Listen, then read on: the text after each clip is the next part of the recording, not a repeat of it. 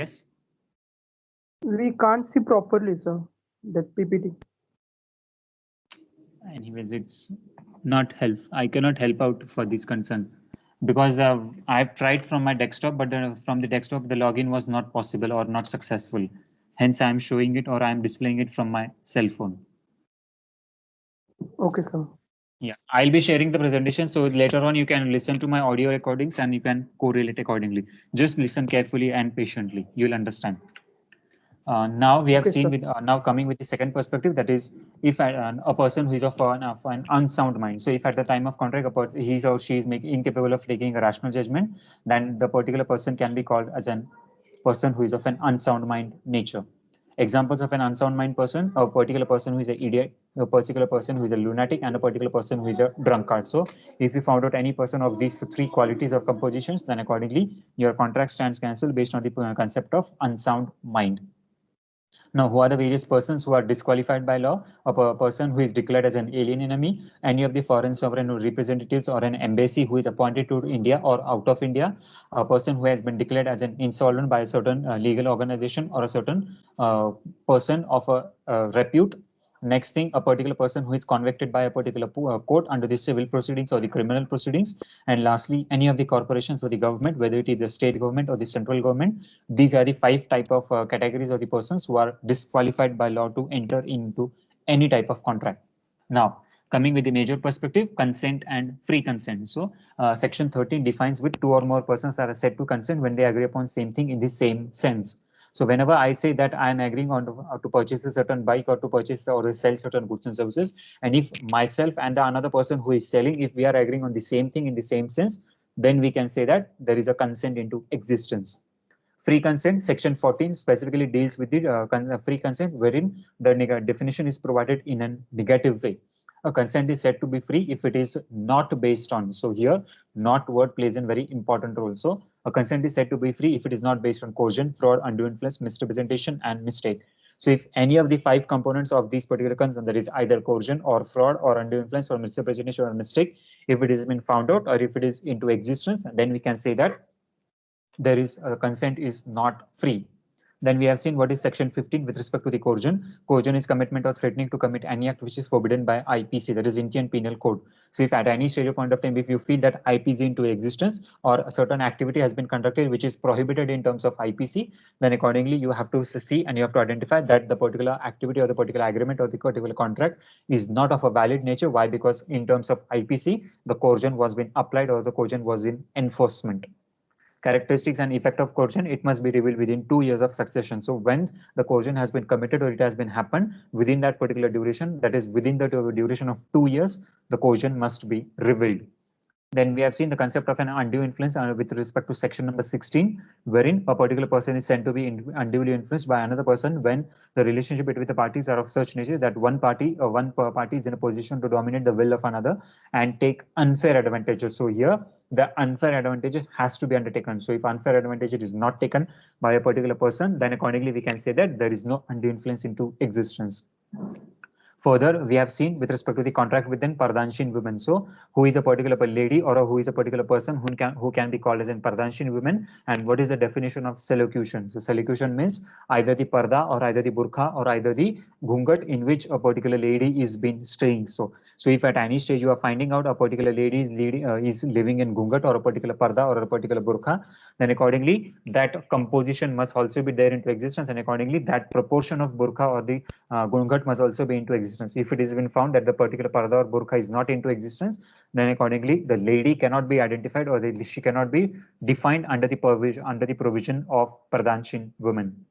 Terms are explained, real and bona fide, deed must be fully explained, independent decision, disinterested advice, and complete knowledge and nature of contract. So here all these formalities has to be completed, and accordingly the Pardanshin woman must be understand or must be given a certain knowledge about what are the various terms, conditions, deed about that particular contract. Now, coming with section 17, which represents to fraudulent activity. So means and includes any act which is committed by party with an intention to deceive party or parties to the contract. So if any activity has been conducted by some another person or some any of the person in order to with an intention to deceive. Now what is the meaning? सकाळपासून तेवढेच चालू आहेत. Hello? यांची कोणाची तरी आमची इथे ना ह्याला प्रेझेंटी लावायला लागते ते काहीतरी सेंड करतो का? हा ते link. Hello? Someone has unmuted themselves. So means and includes any act which is committed by an intention to deceive the party. So here deceive means to cheat a certain person. So if one party or single parties or n number or several number of parties are entering into any type of contract wherein you want to cheat some another person, then that particular activity can be called of an fraudulent nature. Now, when a particular fraud can be called, so a particular fraud can be called is if there are certain conditions that have been fulfilled. So first thing, suggestion of a false fact. So if you are providing a certain false fact to any of the individual, either to the customer or either to any of the party to the contract, and if it has been found out, it has been proved into the court of law that a false fact or a false information was been given to that particular person, then we can say that fraudulent activity has been undertaken. Active concealment means non-revealing of a material fact. So if there are certain material fact that has been associated with a particular product, and if the particular fact of that particular product is not been revealed, then accordingly you can say that active concealment is into existence or that has been brought into picture. For example, the Baygon spray. Now, Baygon spray is a particular person or is a particular spray which has been used to kill insects and mosquitoes or worms that are available into your houses. So any of the insects that are moving into your house, accordingly, if it is being sprayed on that particular insects or at particular corners of your respective house, then accordingly the insects may get damaged or they may die, and accordingly you get rid of those particular insects. Now here, non-revealing of a material fact. So what is the material fact associated with that particular Baygon spray? That the Baygon spray has to be used to only the insects perspective and not for available for human consumption. So what in this particular concern, what you have to see that the particular trader, that is the particular seller, the manufacturer, the wholesaler, the dealer, the retailer, the packist, the stockist, everyone has to provide this particular information that Baygon spray has to be used on insects only and it has not to be used on human beings. So in this way, what if a particular person is hiding this particular information or if not is not disclosing this particular information, then we can say that active concealment is into existence and accordingly the material fact of that particular product is not revealed. Act fitted to deceive. So at this stage, for example, a particular person is trying to cheat a certain person and a particular act is been conducted in order to deceive or in order to cheat that particular person, then accordingly we can say that a particular activity has been conducted by the fraudulent nature in order to cheat or in order to deceive a certain person. Earlier example I gave you with respect to the how, for example, if Bhushan is not attending my classes and accordingly what do? I sell him a particular flat wherein if he stands at that particular flat or a particular location, the entire flat or the particular building collapses and accordingly he gets damaged. So in this way, a particular activity is fitted, a particular activity is conducted in specifically by with a motive to cheat a certain person. Lastly, court regards is immoral. So if any of the activity or any of the transaction, if it has been regarded or if it has been treated by a particular court with that is of an immoral nature, which is unethical, which is illegal, then accordingly that particular activity, if you are conducting, then your activity may be conducted or may be called of an fraudulent nature. For example, selling of fake currency notes. So at this stage, in the Indian country or the Indian origin, selling of the fake currency notes is completely prohibited and completely banned by Reserve Bank of India. And you as an individual or I as an individual, everyone knows about this particular activity. So in this case, if we still intentionally or purposefully conduct this particular activity or sell those particular type of notes, then accordingly we can say that a particular activity of fraudulent nature is into existence. And lastly, intentional. So if any activity is been done with a certain intention, that is you are knowing that a particular loss may be occurring and accordingly you still conduct those activities, then we can say that a particular activity is conducted intentionally, then that particular nature is also of fraudulent nature. Just a minute. Hello? Huh? Second year La fail बघावं लागेल. नाही कोणीच नाही. नाही. हाँ sir.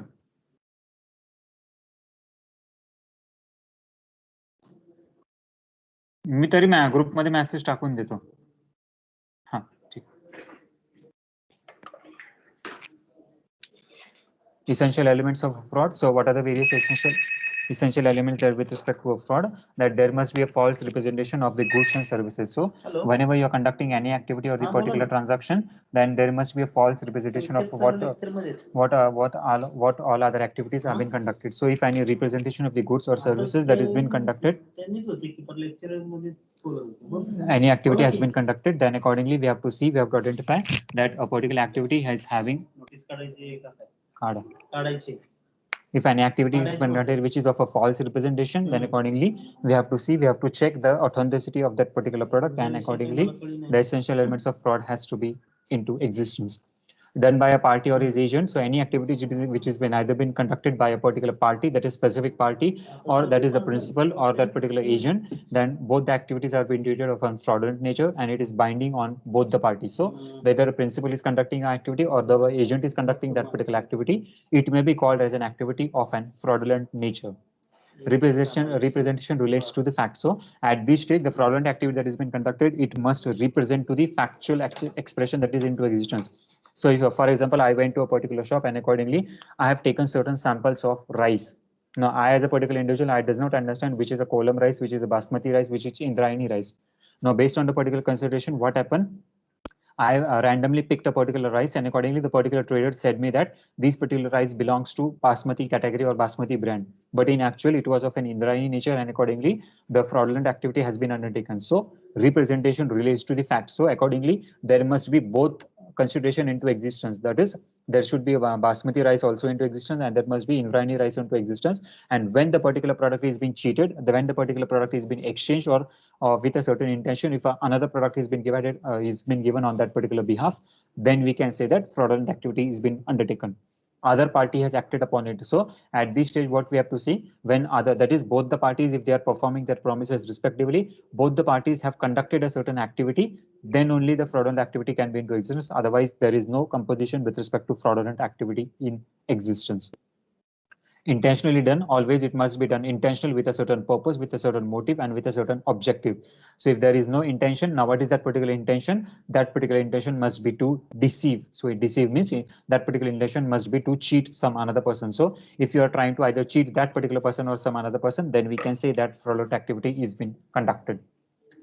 Misrepresentation, positive association of a fault fact. So misrepresentation means at any stage, any point of time during the course of contract, if a particular contract has been entered for a certain specific product, and based on that particular specific product, if some another product has been provided, then we can say that a particular misrepresentation activity has been undertaken. Section 18 of the Indian Contract Act deals with the concept of misrepresentation. That is, for example, you go to a particular shop, that is a particular mango store, and accordingly you have specifically given an order of Hapus or Devgad or Pairi mangoes. Now, whenever this particular order was been given, what happened? In replication to the Devgad mangoes, Hapus was given. In replication to Hapus mangoes, Pairi was given, and in replication to Pairi, Devgad mangoes was given. Now, each and every brand of that particular mangoes or the product of mangoes differ with the taste, quality, size, and so on.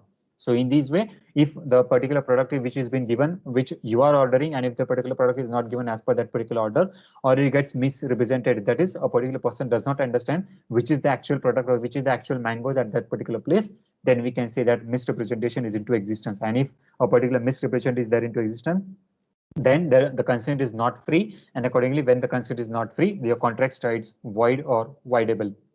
Breach of duty for the benefit of another. Now, why you are conducting this particular activity? This particular activity or the transaction has been conducted only for giving a benefit to another. So in this case, if it has been found out that a particular activity has been conducted in order to get the benefit for some another person, then we can say that misrepresentation has been into existence, and accordingly a particular person gets misrepresented about how a transaction has to be completed.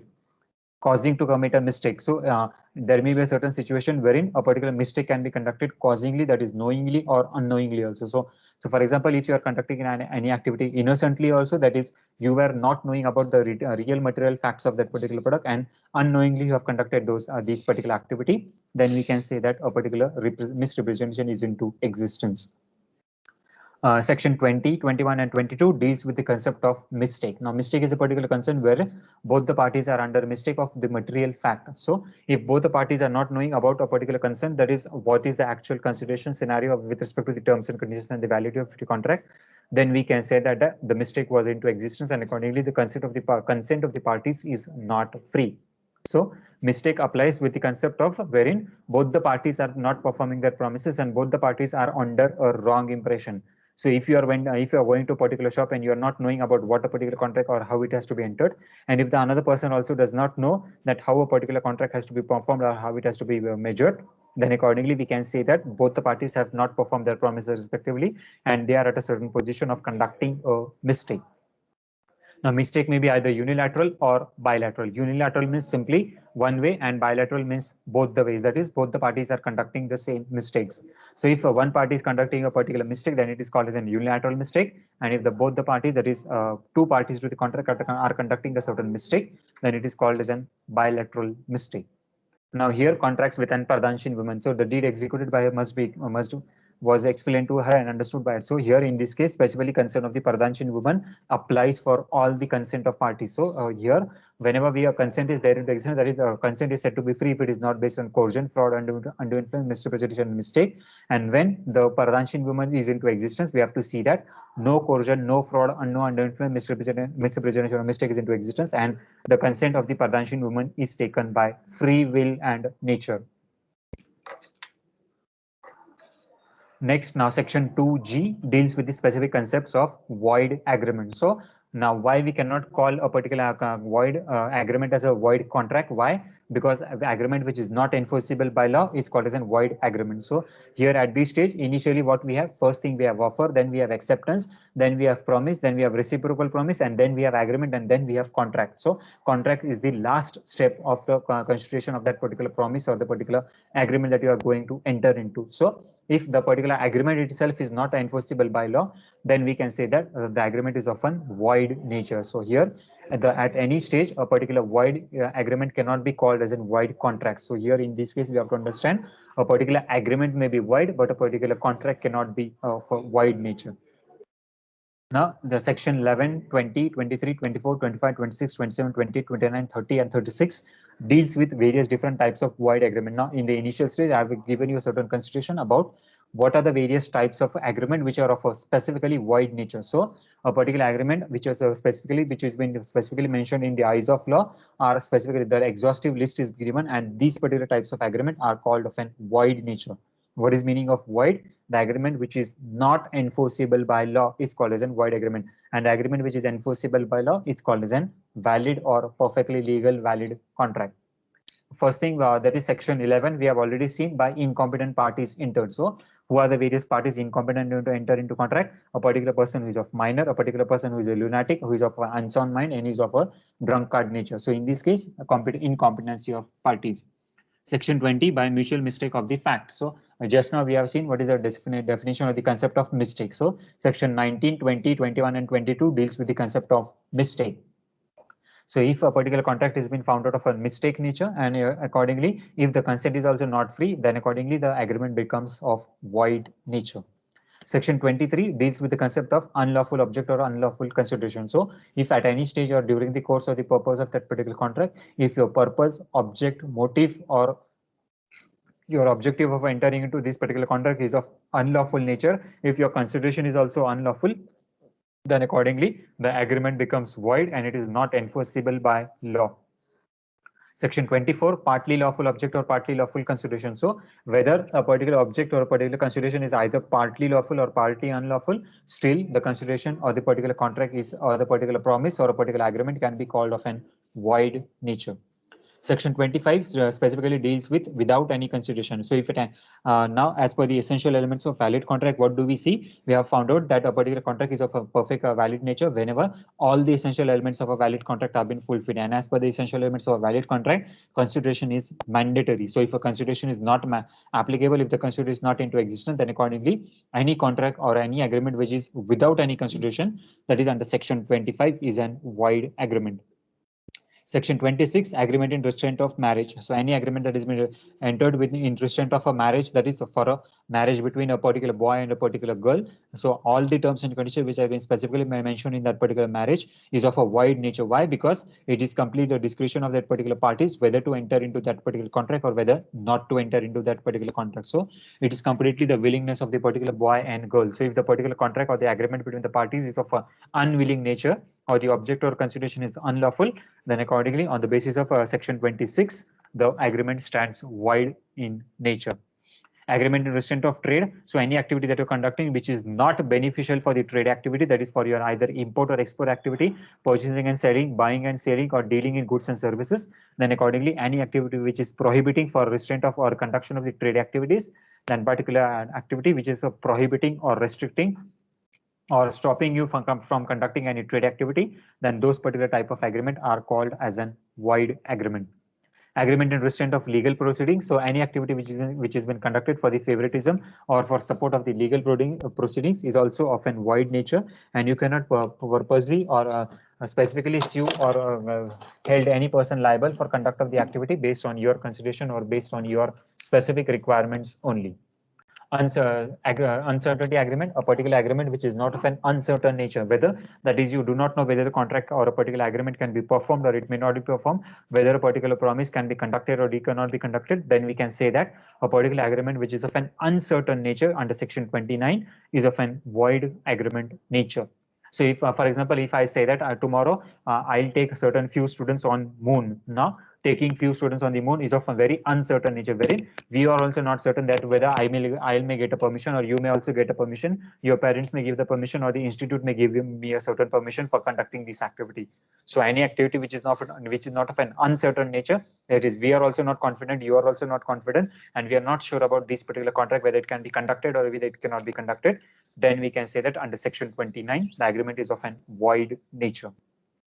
Wagering agreement. Wagering agreement specifically deals with the constitution about certain terms and conditions. So if the particular activity happens, then the agreement will be taken place, or if the certain activity does not happen, the activity will not take place. So based on a certain terms and conditions, we cannot say that a particular agreement or a particular contract can be executed. So if a particular agreement is of a very conditional nature, now for example, I'll lay a certain condition that if tomorrow it rains, then I'll pay you 100 rupees, and if the particular tomorrow does not rains, then I'll not pay you 100 rupees, or I'll purchase or I'll not purchase. So here in this case, what happened, raining is a particular natural activity wherein we cannot control, or the particular control of rainfall is not in our hands. It is completely dependent on nature. So any activity is completely dependent on the nature, or the particular activity which is dependent on the happening or non happening of that particular event, then we can say that a particular agreement is of an wagering nature, and any activity which is of an wagering nature under section 30 is of a void nature. And lastly, agreement of an impossible event. So any activity which is of an impossible nature, which cannot be conducted, which cannot be enforced, which cannot be fulfilled, such type of activity, such type of agreement are also called of an under section 36 of an void agreement. So here from section 11, 20, 23, 24, 25, 26, 27, 28, 29, 30 and 36, they specifically deals with the constitution about which are the various different types of agreement which are completely of a void nature, and they cannot be exercised or they cannot be enforced by law, whatever may be the terms and conditions.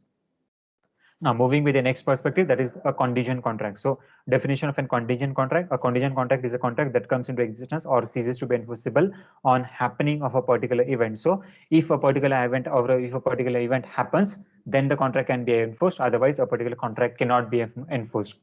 First consideration now, essential elements of a or the terms and conditions of the contingent contract, that is value of a particular contract. So here value means specifically consideration. So at every stage, every point of time, we have to understand, we have to see that there must be consideration into existence, and along with the consideration, all the essential elements of a valid contract must be fulfilled. Then only the contract term can be used, and accordingly the contingency can come into picture or come into existence. Now what is that particular contingency? Contingency of either happening or non-happening of that particular event. So if a particular event happens, then a particular activity will be conducted, and if a particular event or a particular activity does not happen, then the particular activity or the particular event cannot be into existence. Uncertain time or place. So in terms of contingent contract, there the limit for the time and place is not into existence, and it may be for an unlimited period of time. So uncertainty of time and place, that is a particular contingent contract may be either for 1 day, 2 day, 5 days, 10 days, 1 month, 2 months, 6 months, 1 year, or for a 10 years also. So in this case, contingency, that is happening of a particular event. A particular event may happen today also, it may happen tomorrow also, or it may happen after 10 years also. So as and when the time period increases, accordingly the contingency contract also increases. Place, the place for performance of this particular contract is also of not certain nature, and it is also not definite. So For example, I want to pay a certain payment, or I want to make a certain payment to Mr.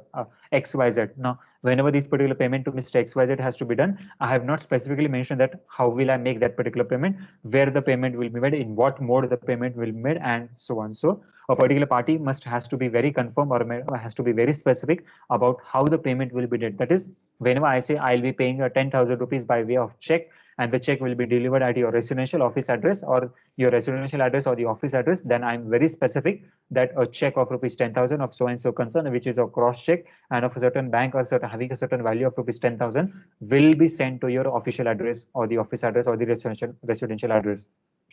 So in this case, my place, my time, my date, my amount, my each and every condition is very certain. Now, if it is not certain, then accordingly we can say that contingent contract is into existence. So if at any stage, any point of time you feel or you find out that a particular contract is of an uncertain nature, wherein a particular activity is not sure about conduction or non-conduction, then we can say that a contingent contract has been applied or is into existence. Incidental or conditional, when then here at this stage a particular contract may be of a conditional nature also. So you may lay certain terms and conditions based on which a particular contract can be performed, or it may not be performed also. Incidental deals with a certain perspective about happening of a particular incident or non-happening of that particular incident. So if you feel that a particular incident may occur, then you can understand that a particular event is into existence. Or if you feel that a particular incident will not happen, then accordingly we can identify and we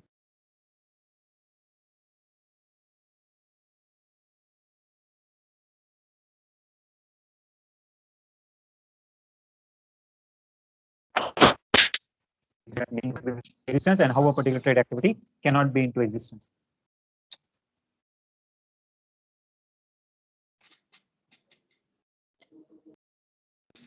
And lastly, promise to pay perfectly valid. So here at this stage, what do we have to see? We have to see that there must be a proper promise into existence to pay a certain parties or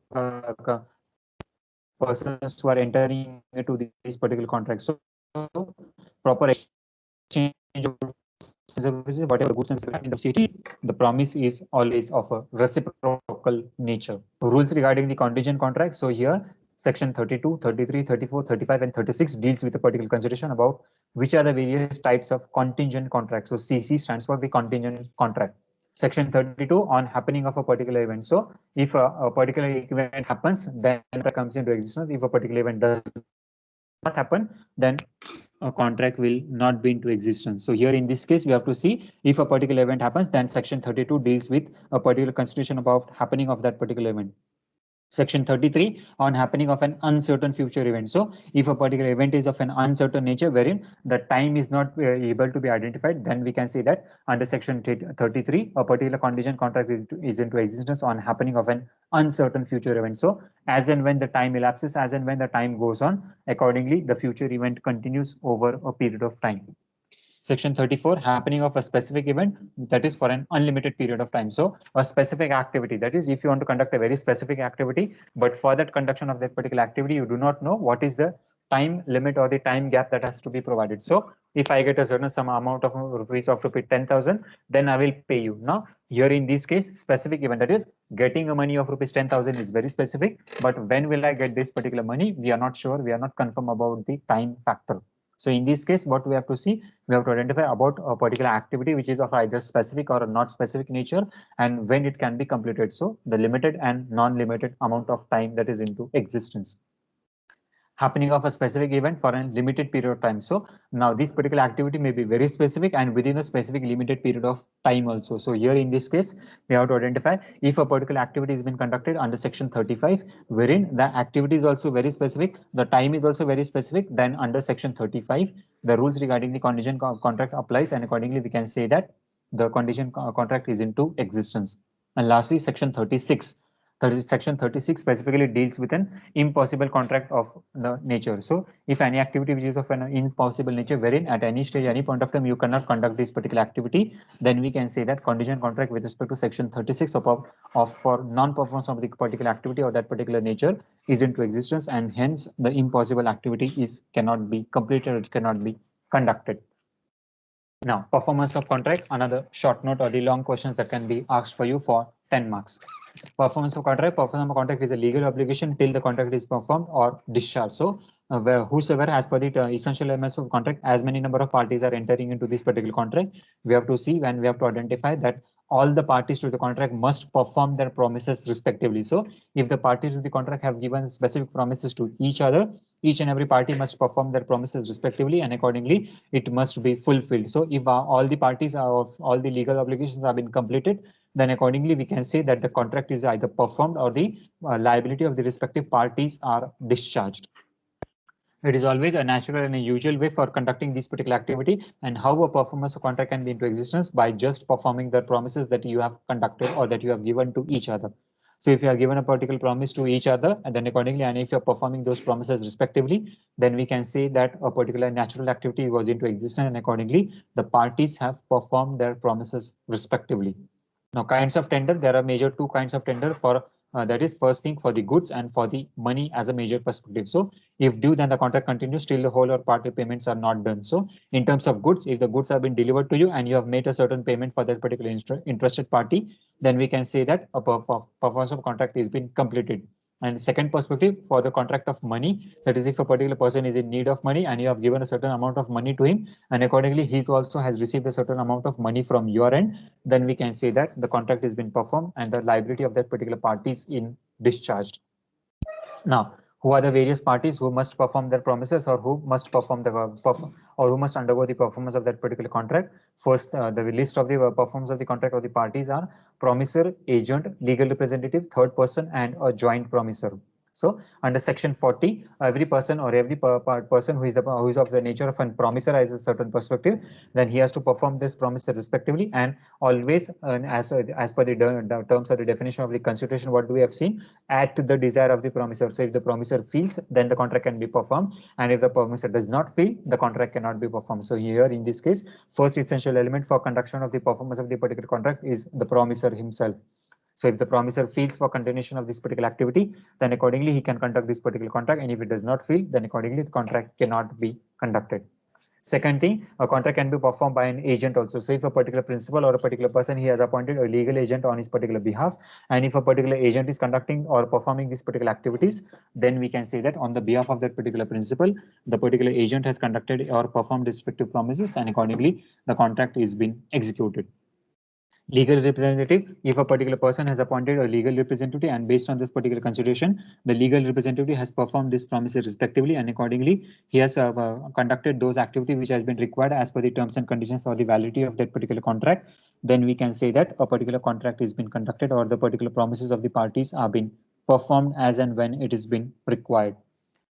Third person, if any of the party who is not if any of the person who is not party to this particular contract and on his own he comes forward and perform the promises respectively, then based on the consideration of the third party contract, then accordingly we can say that a particular person has performed the promises respectively. Joint promises, different persons can come together, different three through more or several number of parties can come together and they perform their promises respectively, and accordingly there can be a consideration of joint promises also. So if you want to make a certain payment, and for the payment of that particular contract, if several parties come together and they make the payment on your behalf, then we can say that joint promisor is into existence. Then we have a particular consideration of reciprocal promise. Section 2F defines what is meant by promise and what is meant by reciprocal promise. Promise which form the consideration or part of consideration for each other are called as a reciprocal promise. So what is meant by reciprocal promise? A particular promise. Now what is a particular promise? Promise means a particular activity to do on for a certain need or for a certain requirement. So if you are in need of a certain amount of, for example, if you are in need of 5 kg of sugar, then what you have to do, you have to go to a particular shop and accordingly you have to demand that particular product. In the same case, a particular seller who is in need of selling 5 kg of sugar, what is his need? He wants to sell that particular he wants to sell that particular commodity of goods, but in return, what he is expecting, he is expecting a certain amount from you. So he will deliver 5 kg of goods to you only when you hand over or only when you give 500 rupees or 1000 rupees or 1000 rupees to him. Then accordingly, based on this particular consideration, when the contract has been performed, accordingly, when one party is performing, the other party is also performing in the same manner, or in the same mode, or in the same fashion, then we can say that the reciprocal promise has been fulfilled. Now, classification, the reciprocal promise can be of three different types. First thing, mutual and independent, mutual and dependent, and mutual and concurrent. So independent, that is the parties may have an independent nature, or the parties may have a dependent nature, or the parties may have a simultaneous or a joint nature for performance of that particular contract or the respective promises. So independent contract, wherein one individual party has to perform that promises respectively. Dependent promise, when one party is performing, then the second party has to perform. And concurrent promise, wherein that is mutual and concurrent, means both the parties have to perform their promises respectively, but there is no time limit available for these particular concerns. So whenever a particular party feels, then the particular contract can be performed, and whenever the party feels, the contract can be cancelled, or it can be executed as and when it has been required. So here in this case, the reciprocal promise with respect to independency, dependency, and concurrency can be into existence. Next, another concern or another topic for discussion is discharge of contract. So a situation wherein rights and obligations created by the parties to the contract comes to an end, a contract is said to be discharged. So when we call a particular contract to be discharged, only when the rights, obligation, duties which have been created by a particular parties or by the mode or the virtue of that particular contract. Now, what is a contract? An agreement which is enforceable by law. What is an agreement? Agreement is a particular set of promises forming part of promises for each other. So when two or more parties coming together, they have formed a certain promise. This particular promise has been converted into offer. The offer has been accepted, and this particular offer and acceptance has been converted into agreement, and the agreement has been signed based on the certain terms and conditions, and the parties have agreed to those certain terms and conditions. Then we can say that contract is into existence. And when contract is being performed, that is, both the parties of the contract have been performing their promises respectively, the rights, obligation, and duties of these particular contracts have been performed, then we can say that the contract or the parties to the contract have been discharged. Now, what are the various modes of discharge? So the contract can be discharged by various 5 or 6 modes. So what are those modes? The contract can be discharged by way of performance, by mutual agreement or consent, by impossibility of performance, by lapse of time, by operation of law, by breach of contract, and by assignment of a particular contract. Discharge of a contract by performance. When parties fulfill their respective obligation, parties fulfill their respective promises, then we can say that the contract has been performed accordingly, and accordingly the rights, liabilities, duties, and obligation of the parties come to an end. So I went to a particular shop, I place a particular order of 5 kg of sugar, and accordingly the person delivers 5 kg of sugar to me, and in return I have handed over 500 rupees to him. So in this case, what happened? The contract is said to be discharged on the basis of respective fulfillment of that particular obligation. So if we as a both the parties have completed our respective obligation, then we can say that the contract has been discharged. Prescribed mode and manner, accordingly I gave him a certain order of rupees 5 kg of sugar, that is, he delivered 5 kg of sugar to me, and in return I have given 500 rupees to him. So here in this case, whatever mode, whatever manner that has been expected, whatever that has been prescribed, that has been required as per the terms and conditions, as per the mutual agreement between the parties, then we can say that the parties to the contract have been discharged. Now, by way of performance, how the particular parties may get discharged? First thing, by actual performance and by attempted performance. Actual performance, wherein I can actually give 500 rupees to him, and I can take actual physical delivery of the goods and services from the respective store. Attempted, that is, a particular person, I may go back to my home, and the particular person or the particular seller or the retailer can deliver the goods at my home, and in case of giving cash to him, I can make him online payment also, I can make him a card payment also. So in this case, it can be called as an attempted performance. So here in this case, now actually or traditionally, what is the concern? That you have to actually pay a certain sum of money to the particular retailer or to the particular seller. But in actual, I have not paid a certain sum of money, but in return, what I have done, I have made an online payment or I've made a card payment. Then accordingly, we can say, or we can understand that an attempted performance of the contract is into existence. Discharge of contract by mutual agreement or mutual consent, wherein a particular contract can be expressly consent, or a particular contract may be of an implied consent. So expressly consent in the sense words, written or oral format of particular contract is into existence. That is, based on the certain words, based on the certain communication between the two parties, you perform the respective contract, and accordingly we can say that an agreement is been discharged. For example, conduction of a particular marriage. Now, in terms of a marriage, for example, in terms of our Hindu tradition or culture, what happened? We perform various rituals, we perform various activities, and based on this particular concern, we conduct a particular activity. But in case of Christian religion, what happened? They have to confess in front of a particular church or in particular of a father, and they have to say that, yes, I do agree, or I do accept him as my bride or as my groom, or for a husband and wife, and so on. So the particular activity, the particular contract may be discharged based on your acceptance, based on your whether you may be right, maybe maybe that particular contract in a word format, written format, or an oral format also. That is, you can go to a particular court and accordingly a registered marriage can also be conducted. You can call a particular pandit and accordingly he can tell the various scriptures, Vedas, and various mantras, and accordingly the marriage can be conducted. So in this way, a particular contract can be signed and it can be executed. You want to purchase certain goods, then accordingly what you can do, you can either place the order online also, you can go to the shop and accordingly you can deliver, or you can give oral orders also. So in this case, the contract can be discharged based on your mutual agreement between the mutual consent of that particular parties also. Implied consent specifically deals with whatever you understand. So based on your understanding, that is, if you understand certain conditions or the certain terms as of a mandate nature or as of a required nature, then accordingly, if all the parties to the contract can perform are performing their promises respectively, then we can say that the contract has been discharged based on the concept of implied consent into existence. Section 62 and Section 63 deals with the specific consideration of Section 262 of alteration and Section 63 of waiver. Alteration, that is Section 62, deals with the consideration of alteration, wherein any of the terms and conditions of the contract, if you want to alter, then both the parties to the contract have a certain obligation, have a certain freedom for alteration of that particular contract. So at the time of performance or at the time of discharge of that particular contract, that if you feel that any term and condition has to be altered, then accordingly the terms and conditions of that particular contract can be altered, and accordingly in the revised manner or in the revised format, the contract can be performed whenever it is been required.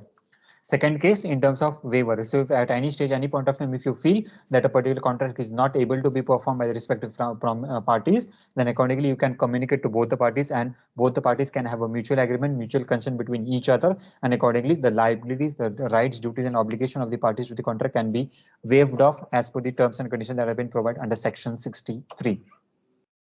Discharge of contract by operation of law. So if any of the operation of law is into existence, and accordingly if the certain conditions or the terms comes into existence wherein the contract is not able to be performed, then we can say that the contract has been discharged by the way of operation of law into existence. First concern, by the death of the particular party. So any of the particular contract which is either of a particular concern wherein either the promisor, promisee, or the offeree, or either the offerer, offeree, or offeree, if any of the parties to the contract are not into existence.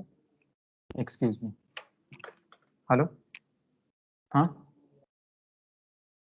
Huh?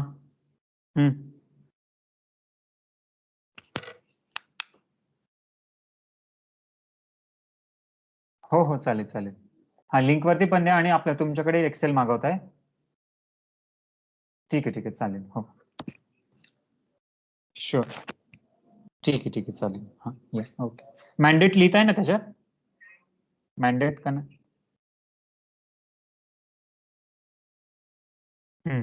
First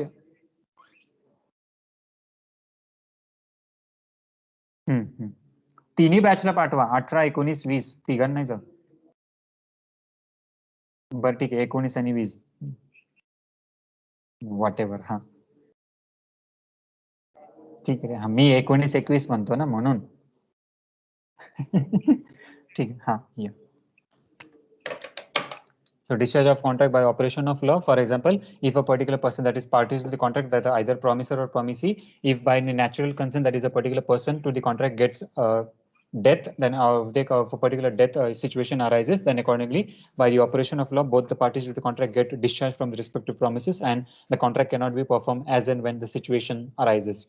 Second consideration, if a particular person has been declared as an insolvent, then accordingly based on those particular consent, we can find out that a particular person cannot perform respective promises, and based on the concept of insolvency, wherein he is not in a particular position to pay a certain sum of money, or he cannot perform that particular contract, then we can say that by the operation or by the virtue of law, the contract has been discharged. Merger, if at any stage or during the course of duration of during your course of transaction, if two companies get merged together, or if two partners get merged together, then based on that particular consideration, the liability of one, that is a earlier company, gets merged to the another company, and accordingly the earlier contract stands cancelled. By loss of evidence, so if a particular evidence of the particular contract, that is whether whatever contract that you have signed, whatever agreement that you have made, wherever the signature of the parties were into existence, if based on that particular performance, if the evidence has been lost, then based on that particular consideration, we can see that by the operation or by the virtue of law, the parties to the contract get the liability of this particular contract get discharged, and accordingly it cannot be performed, whatever may be the terms and conditions or the situations. And lastly, insanity. If a particular person becomes insane, or if he is not able to take a rational judgment about what is good and what is bad for himself or for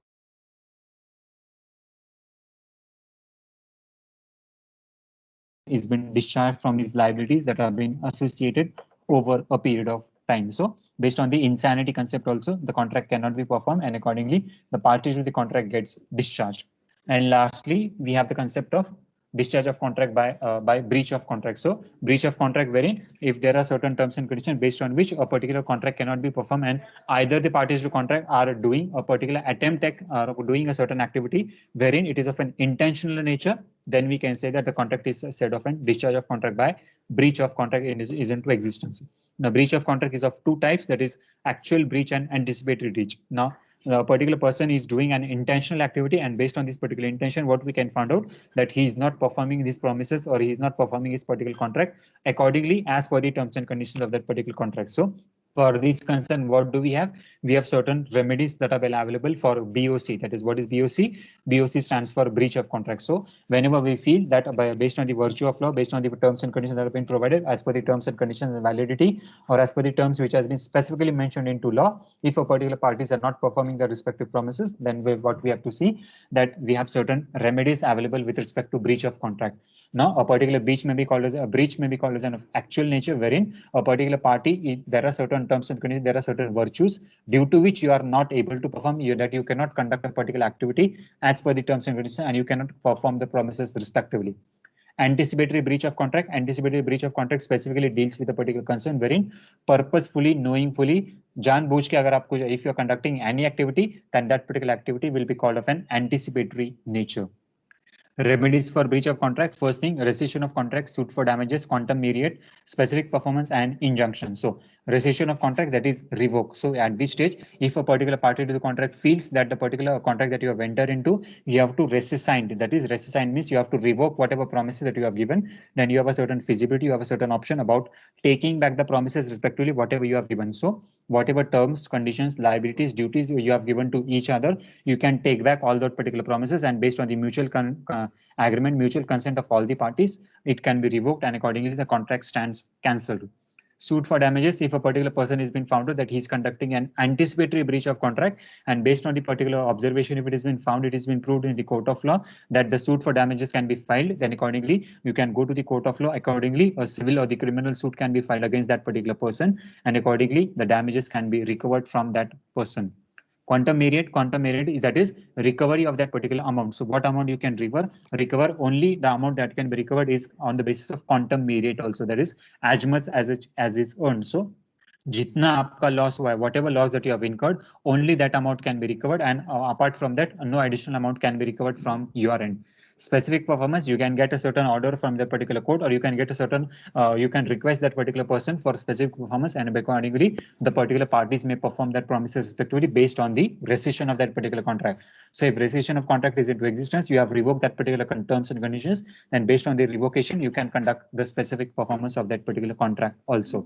And lastly, injunction. Now, injunction means you can get a stay order from that particular court, and accordingly the court can grant you a certain stay order based on the particular conception about how a particular contract has to be performed, what are the various terms and conditions that you need to fulfill. So a particular court can also give you a specific order about performance of that particular contract in that particular fashion or in that particular mode.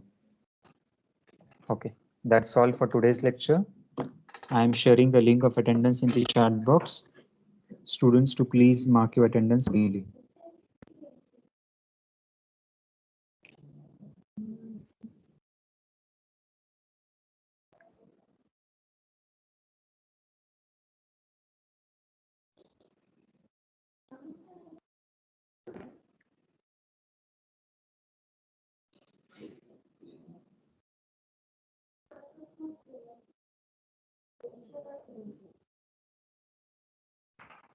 Is it visible? Everyone has marked? Not yet. No, sir.